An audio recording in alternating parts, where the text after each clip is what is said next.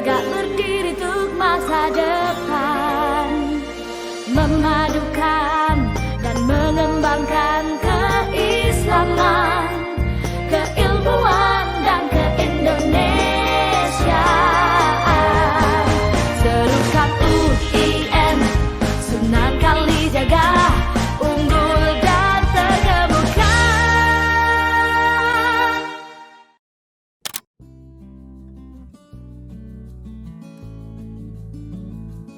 Assalamualaikum warahmatullahi wabarakatuh. Waalaikumsalam. Para pemirsa Sivitas Akan 3 Win Sunan Kalijaga. Kali ini kita podcast ya, ngobrol-ngobrol santai dengan Ketua SEMA. Dema, Pak. Oh, Ketua Dema. Keliru lagi. Yaitu Al-Huzaifi, Jihad Al-Huzaifi. Sayyidur Rahman Al-Huzaifi. Sayyidur Rahman Al-Huzaifi ya. Ini dari Fakultas Usuluddin ya, Mas. Usuluddin, Pak. Ya, asli Riau ya. Riau. Kampar Oju, Pak. Kampar Oju. Ya.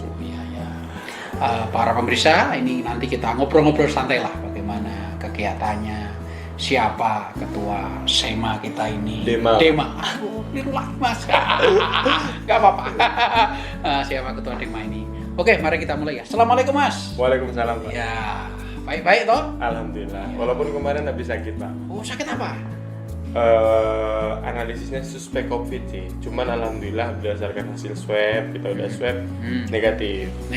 Cuman ya. memang agak kelelahan mungkin, Pak. Faktor ya kurang maksimal manajemen kesehatan diri. Oh, jangan bergadang ya. Ya, betul, Pak. Tahu lagu Roma Irama itu kan? Tahu, Pak. Bergadang jangan bergadang gitu kan? Kalau tiada perlunya. Kalau tiada perlunya, ya tidurnya yang diatur lah, jangan kurang ya, makanya juga. Oke, Mas Al, nih ya, panggilannya Mas Al kan? Kalau di Jogja Al, Pak. Oh. Tapi kalau di rumah Zaifi. Zaifi. Kalau di Pondok Bukit Tinggi Said. Sayyid. Oke, kalau malam? Al tetap, Pak. Kalau siang? Al tetap. Oke, ya berarti konsisten ini. Allah. Oke, jadi masa kecil dihabiskan di Riau ya? Masa kecil dari kelas 1 dari TK sampai SD habis di Riau, Pak. Di Riau. Di Riau. Tapi dilalah setelah tamat SD, orang tua punya pondok, Pak. Oke. Almarhum bapak kebetulan punya pondok. Di Riau. Dengan semangat ya membantu masyarakat. Jadi relate dengan semangat itu bapak menamakan pondok itu Ansarullah. Pertolongan Allah gitu. Oke. Tapi karena waktu itu bapak pengen lihat, karena pondok baru ingin mendapatkan perkembangan dan pembelajaran, bapak nitipkan ke Parabe Bukit Tinggi, Pak. Oke. Pondok salah satu dosen kita di Usuluddin, Pak Fadli. Ya, Oh, alumni Pak Jerman. Fadli, alumni Betul. Jerman, betul. Lukman ya. Betul, Lukman Fadli. Oke. Dari kelas 1 SMP sampai kelas 6 kelas 3 SMA habis di Bukit Tinggi, Oke. Setelah itu pindah ke Jawa, Jogja, Pak. ke Jogja. Berarti SMA di sini, aliyah di sini. Aliyah di Bukit Tinggi juga, Pak. Oh, Jadi di Bukit 6 Tinggi. tahun lagi di 6 Bukit tahun Tinggi. lagi di Bukit Tinggi. Baru kuliah di Jogja. Jogja. Kenapa memilih UIN Sunan Kalijaga? Jadi cukup dramatis dulu, Pak, kalau kita ah. flashback, Pak. Ya, Jadi ya, gimana? ketika mau tamat ada kertas tes untuk SPAN PTKIN, Pak.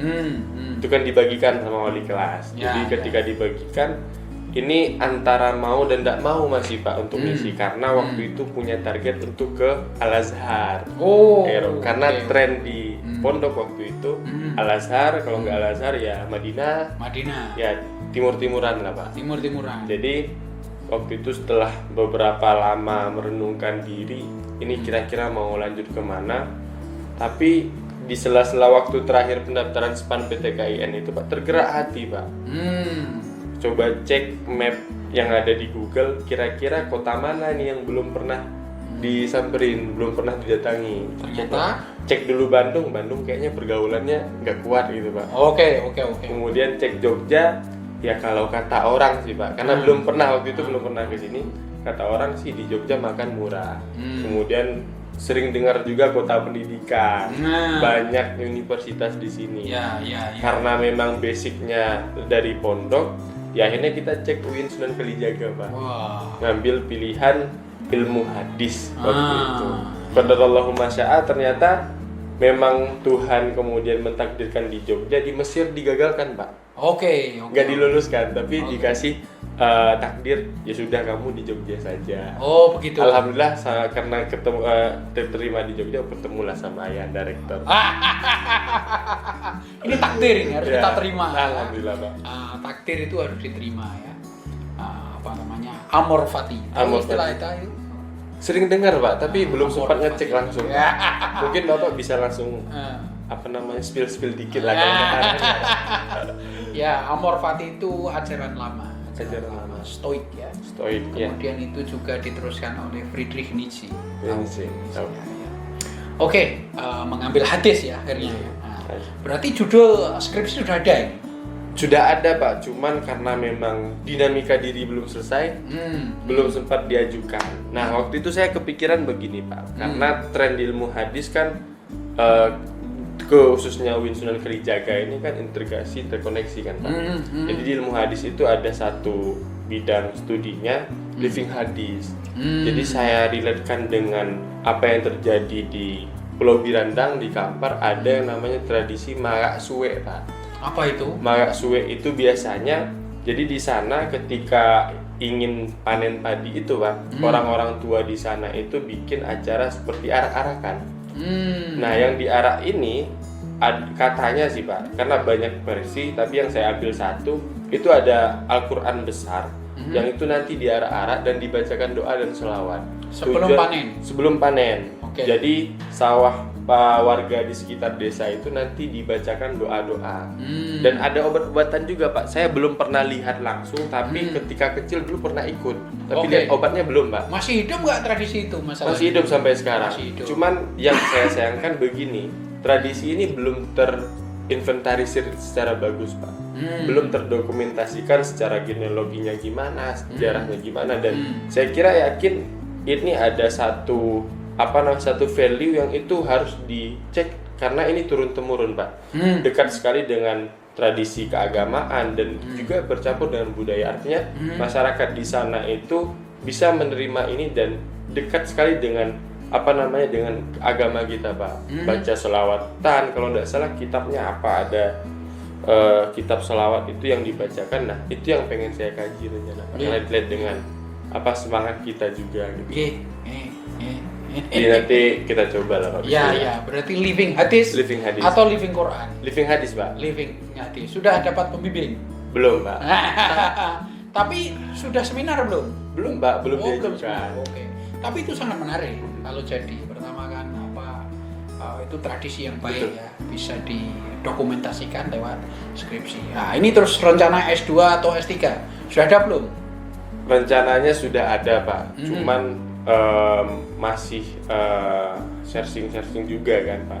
Mana tahu kalau target sementara kalau misal di sini sudah selesai pengen ke paling dekat Malaysia karena hadis ada studi di Malaysia yang bagus. Kemudian kalau bisa lebih expert lagi pengen ke Eropa sih Pak. Oh iya, itu yang saya tunggu.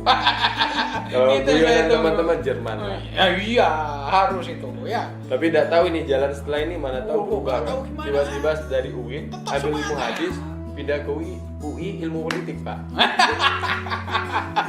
Ya itu gampang lah itu ya. Yang penting kalau Anda pengen ke Jerman, saya sangat setuju sekali. Tapi kira-kira kalau kita spill nih Pak, barangkali tips-tips kalau ingin ke Eropa ini, apalagi basic saya kan keagamaan ya Pak, ilmu hadis. Itu kalau ke Eropa memungkinkan apa? Oh sangat mungkin.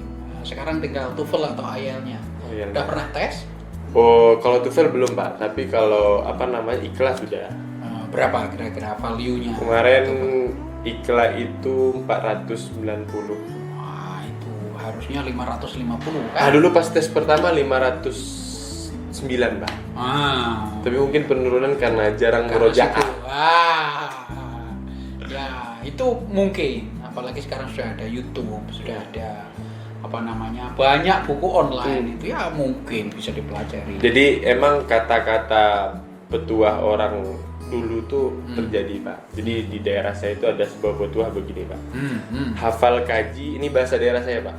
Hafal kaji dek diulang. Artinya kaji itu hafal karena diulang terus. Oke. Hafal jalan karena ditempuh. Oh, bagus Ini itu. satu filosofi yang iya ya ternyata. Kalau dulu tuh ya udah let it flow aja Pak. ngalir aja, tapi sekarang kerasa banget. Enggak, harus diniati. Betul. Ya. Dan harus dijalani. Jadi jangan ragu-ragu untuk membayangkan misalnya pengen pergi kota mana di Jerman itu.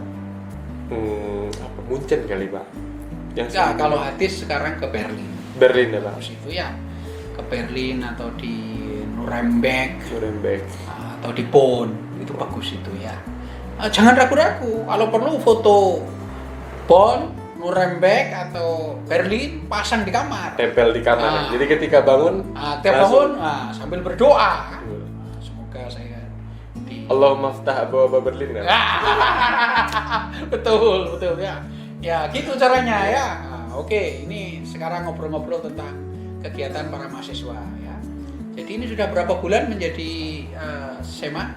Dema. Pak. Aduh, Kalau lupa dihitung lagi. dari pelantikan udah OTW 7 bulan. 7 bulan. 7 bulan. Tapi kalau dihitung dari raker kita baru 6 bulan. 6 bulan ya, dan masih tersisa separuh. Tersisa separuh sampai Desember Mas. separuh. Kira-kira ada Apa yang sangat terkesan atau sangat penting yang bisa didengar oleh para pemirsa? Mungkin semangat awal sih Pak. Karena dari kita pun pribadi dari awal menanamkan bahwa semangat di Dema ini semangat mengabdi. Artinya saya ingat satu makalah yang sering diajarkan guru saya di pondok dulu, Tasarruful Imam ala Ra'iyah manutun bil masalah. Jadi kebijakan atau keputusan seorang pemimpin itu harus mempertimbangkan maslahat-maslahat, artinya kebutuhan-kebutuhan yang bermanfaat untuk mahasiswa gitu. Ya kalau mungkin Bapak mungkin tidak asing lagi gitu kan dengan isu UKT, isu ya tiap semester mungkin kita dengar, artinya ya banyak hal secara kegiatan mungkin kita penunjangan soft skill itu harus kalau apalagi di zaman sekarang. Tapi kalau untuk di Dema sendiri juga tidak tidak hirau dengan tidak lengah dengan isu-isu yang berkaitan dengan kebutuhan mahasiswa. Oke, terus kemarin kan ada perkumpulan SEMA atau Dema seluruh Indonesia itu. Itu perkumpulan BEM Perkumpulan BEM seluruh Indonesia. se-Nusantara. Wah, ya saya pas ke Itali itu ya. Ya. Sayang sekali. Ya. Ada yang bisa diceritakan itu? Oke, jadi ketika itu kita waktu itu punya ekspektasi begini Pak, karena BEM Nusantara ini kan baru salah satu di antara aliansi nasional yang ada. Ada BEM seluruh Indonesia, ada BEM Nusantara, ada BEM pesantren, ada BEM PTNU, ada BEM Muhammadiyah. Jadi BEM Nusantara ini salah satu aliansi. Oh iya, ada Dema PTKIN juga. Oke. Untuk kita di tataran PTKIN Pak. Jadi setelah kita dipercaya jadi tuan rumah, UIN Sunan Kalijaga jadi tuan rumah khususnya Dema, ya kita laksanakan yang semaksimal mungkin. Tapi itu sih yang kita sayangkan kemarin Pak. Ayahanda kita, rektor kita tidak bisa membuka langsung acaranya. Ya, saya harus mendampingi Gusmen. Menteri. Jadi kemarin itu target kita sebenarnya cuman sekitar 400 orang atau 200-an kampus yang hadir. Ternyata lebih Pak. Ya, dan kan sudah jumpa di lapangan tenis toh yang gitu. Ya, itu koordinator pusatnya Pak. Oke. Dari Unusia Jakarta. Oke. Jadi kemarin itu membludak Pak. CH kita lantai 1 itu kapasitas sekitar 300-an kan Pak. Itu full sampai keluar Pak. Ada yang sampai tidak dapat tempat duduk. Saya dapat laporan dari Pak Warektika, wah mantap lah itu. Ya alhamdulillah. Dan BPIP hadir kan? Itu? BPIP hadir Pak. Sudah, luar Kemarin itu tamu dari pusat yang hadir ada BPIP, Bapak Yudian, ada Pak Doviri, Pak Intelkam juga yang hadir. Oke, KSP saya dengar ada yang hadir. KSP tidak ada Pak. Nggak ada. Cuman yang hadir itu dari Sekda, dari Forkopimda ada yang hadir. Mantap, itu selamat itu. Kita cukup bangga menjadi tuan rumah itu, Alhamdulillah. dan kita lakukan apa yang bisa kita lakukan. Nah, terus ini mungkin ini perlu juga kita bicarakan ya. Anak-anak mahasiswa sekarang itu kecenderungan untuk medsos luar biasa. Betul. Dan kesadaran atas digital itu luar biasa. Betul. Dan ini tentu berbeda dengan era saya ya. Jadi era Bapak kira-kira jadi mahasiswa tahun berapa Pak? Saya 90. 90. Nah, zaman itu belum ada internet. Belum ada TikTok Pak. Belum ada. Nah, menurut sampean gimana ini dengan suasana para mahasiswa yang sudah sangat mengarah kepada digital? Saya merefleksikannya terutama sejak pasca pandemi ya Pak ya. Jadi ketika pandemi kemarin kita terbiasa yang namanya daring. Ya, Dan ya. platform belajar itu waktu itu saya pribadi pun baru tahu ternyata ada Zoom, ada Google Meet, ada banyak media lah yang itu bisa dimanfaatkan ternyata untuk pertemuan-pertemuan, diskusi-diskusi. Artinya ada satu habit yang perlu kita sinkronkan, artinya perlu kita upgrade pasca pandemi ini. Pembelajaran mahasiswa mau kita apakan. Buktinya banyak teman-teman yang sudah, mohon maaf, sudah bisa dibilang nyaman dengan pembelajaran daring. Ada juga yang resah dengan pembelajaran daring karena tidak maksimal memang. Ketersalingan ketika pembelajaran langsung dengan daring itu kan beda Pak. Jadi itu sih mungkin. Tapi memang satu hal juga, ini semacam dua mata pisau Pak. Saya mengibaratkannya begitu. Jadi kenapa saya bilang dua mata pisau? Satu sisi adanya media digital sekarang, pembelajaran lewat digital sekarang ini memudahkan kita mengakses apapun. 1 detik kita bisa dapat ilmu yang baru, 30 detik di Reels TikTok kita bisa dapat pengetahuan yang baru yang itu mungkin susah kalau diakses di kelas Pak. Tapi di satu sisi yang lain, di mata pisau yang lain ya ini bisa jadi bisa jadi godaan juga bagi kita. Karena ketika terlalu bermedia ini terlalu kebablasan, nah ini juga bisa jadi bumerang. Karena Atau memang, bisa jadi rezeki. Buktinya ada yang ternak Instagram, betul Pak, ternak Instagram, ternak TikTok, Twitter gitu ya. Ya makanya kita harus bersama-sama ini tema SMA untuk kampanye semester depan luring. Betul Pak, betul Pak. Karena angkatan 2020, 2021 belum lihat kampus. Ada sebagian yang sudah ada Pak. sebagian ya. Semester kemarin sebetulnya sudah mulai Ya, ya. Tetapi untuk semester depan itu kita harus bersama-sama. Nah, ini sekalian juga Pak, saya kemarin dapat beberapa titipan pesan dari teman-teman mahasiswa ya.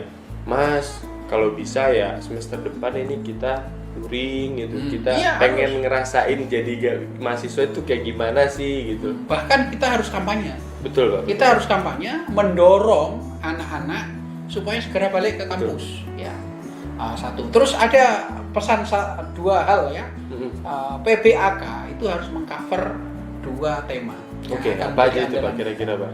Satu tentang sexual education. Oke, sexual harassment, sexual abuse ya.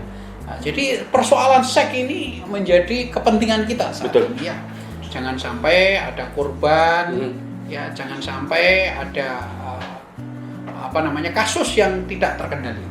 Maka ada 2 hal, 1 sexual education, 2 guidance and counseling. Kita akan hidupkan ya. Dan ini peran mahasiswa sangat besar di situ.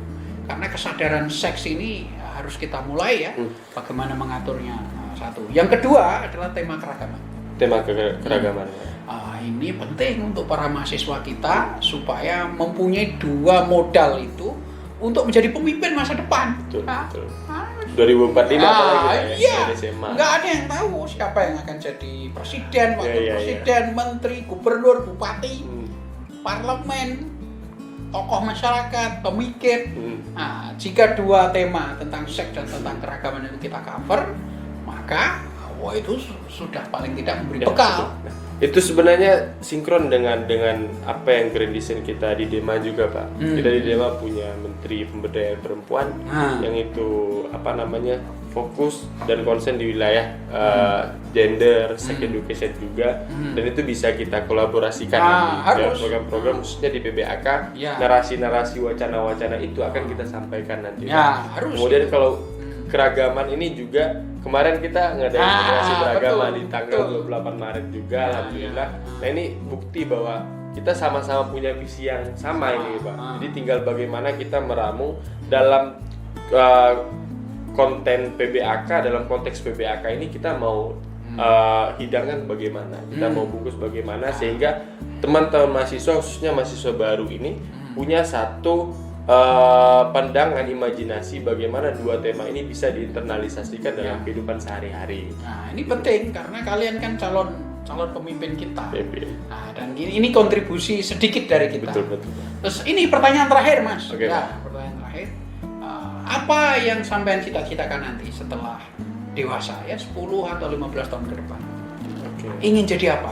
Akademisi, politisi, tokoh masyarakat, atau bisnismen? Kalau untuk Pribadi. sekarang, kalau pribadi, Ya. jujur saya pengen jadi bisnismen, Pak.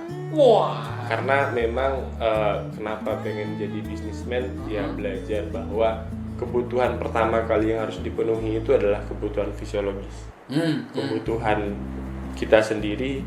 Tapi kalau kemudian kebutuhan itu kita bergantung selamanya kepada orang lain, itu justru malah makin mengikat kita. Oke. Saya justru malah kebalikannya, Pak. Justru malah ingin memberikan dengan bisnismen itu hasil bisnismen yang tidak merugikan orang lain, saya bisa memberikan kebermanfaatan kepada orang lain. Oke. Kalau sudah jadi bisnismen, saya kira jadi politisi bisa, jadi pemimpin bisa, jadi guru sekalian juga bisa, karena saya juga punya amanah di rumah, ada pondok di rumah ya. Saya pengen mengembangkan pondok tanpa kemudian nanti memungut biaya dari santri, Pak. Jadi kita punya pondok dengan ekonomi pesantren sendiri. Oke. Tapi sebelum menjadi bisnismen tentu harus lanjut S2 dan S3. Iya, Dan itu di Jerman. Karena tanggung jawab pendidikan menurut saya ya, saya kuliah, saya belajar bukan buat jadi A, B, C, D, bukan buat jadi presiden, jadi gubernur, jadi guru, tapi ya pendidikan atau sekolah kuliah ini menurut saya ya kebutuhan menuntut ilmu saja, Pak. Oke, baik. Persoalan kemudian jadi apa ya, qadarullah saja. Oke. Mansaru ala dan biwasola aja, Pak. Oke, ini sudah berapa menit, Mas Doni? 20 menit. Saya kira sudah luar biasa. Terima kasih sekali. Terima kasih. Semoga yang dicita-citakan terkabul. Amin ya Allah. Rajin-rajin berdoa dan jaga kesehatannya. Jangan lupa makan, jangan suka bergadang terlalu larut malam. Kalau tidak ada gunanya, Pak. Oke, Mas Al ya, Iya, Pak. sukses selalu ya. Amin ya Allah. Oke, para pemirsa, demikian bincang-bincang dengan Ketua Dema. Al Huzaifi atau Mas Al. Terima kasih. Jaga kesehatan,